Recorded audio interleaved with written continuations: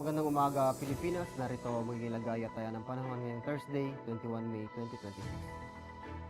Sa kasalukuyan, wala tayong minomonitor na low pressure dito sa labas. Ganoon na rin sa loob ng ating Philippine Area of Responsibility.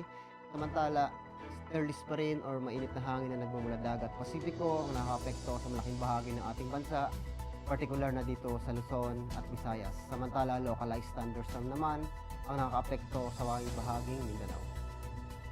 Dulot nga ng stirless at ng localized thunderstorm, inaasahan natin ang Metro Manila, ang labing bahagi ng Luzon, Visayas, ganoon na rin ang Mindanao. Inaasahan pa rin natin ang mainit na panahon, bahagyang maulap hanggang sa maulap na kalangitan, na may posibilidad na pulo-pulong pag-ulan, pagkulog at pagkidlat. Para sa flight level wind chart, partikular na dito sa 2,500, ganoon na rin dito sa 5,000 feet, inaasahan pa rin natin ang bahagyang malakas hanggang malakas na hangin na nagmumula silangan. Dulot ito ng easterlies. Inaasahan natin ang lakas na hangin na umaabot ng 10 to 15 knots.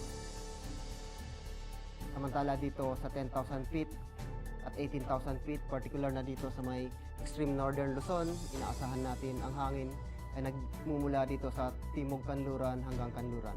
Samantala dito sa may Visayas at Mindanao, aasahan natin ang katamtaman na lakas na hangin hanggang 20 knots na nagmumula naman dito sa may silangan. Ang impact ito sa flight operation dito sa Metro Manila at na labing bahagi ng ating bansa, dulot nga ng easterlies, aasahan natin ang warm and humid air from Pacific enhancing convective activity. Ang impact nito sa rotary, aasahan natin ang mga localized thunderstorm and light turbulence may affect briefly operation, especially inland in the afternoon. Pagdating naman sa peak swing, aasahan natin ng generally fair weather with possible isolated seaweeds causing short-term delays due to turbulence. Ang araw ay sumikat kaninang 0527 at lulubog ito mamayang 1818. Meron tayong moon illumination na 28% increasing. Para manatiling updated sa lagay at taya ng panahon, ugaliin i-follow aming social media account, Air Force Weather Center. Yan lamang po para sa latest update ng weather ngayong umaga.